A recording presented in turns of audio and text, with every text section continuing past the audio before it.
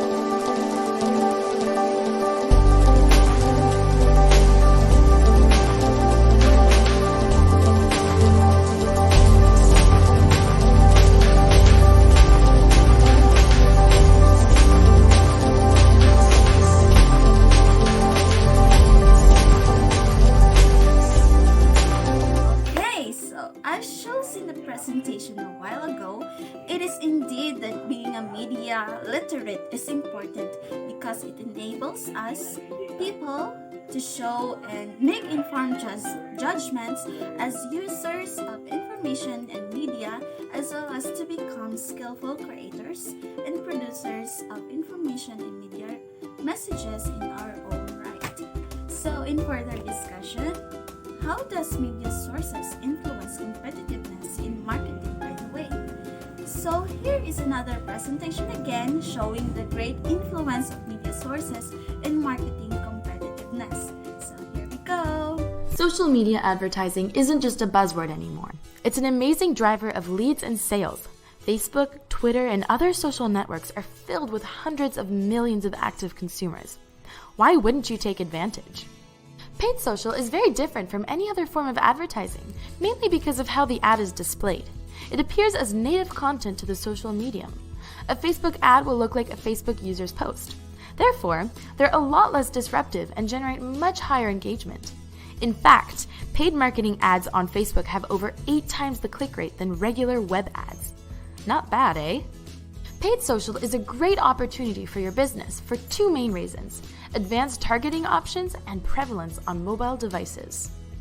Because social networks gather such a larger amount of user information, paid social is able to target your audience in a wider variety of ways than other online platforms. In addition to the traditional socio-demographic data, social media allows you to use interest, behavioral, and connection-based targeting methods. Mobile users are already checking social content multiple times a day on their smartphones, Facebook being the big winner. Paid social is the best way to reach them frequently without being disruptive, so don't forget to design your ads with smartphones in mind.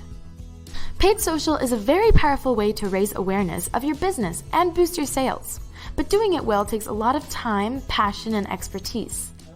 So, as shown in the presentation a while ago again, is yes, it is, and can be seen today on how effective media sources in marketing any products that helps each of us, especially those who have businesses.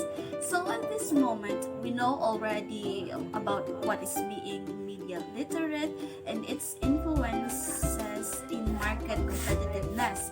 And now, let us talk another one about its influences in information accessibility and the quality of life we have. And here's a presentation again to make us understand further. So here we go.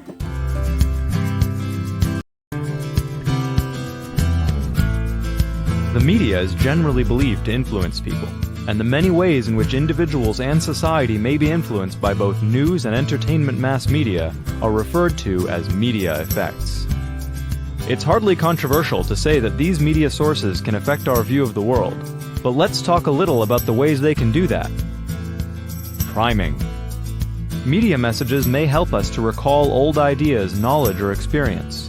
For example, a news story about the French presidential election might trigger thoughts about the French economy, memories of a trip to Paris, or remind a person to put brie on their grocery list.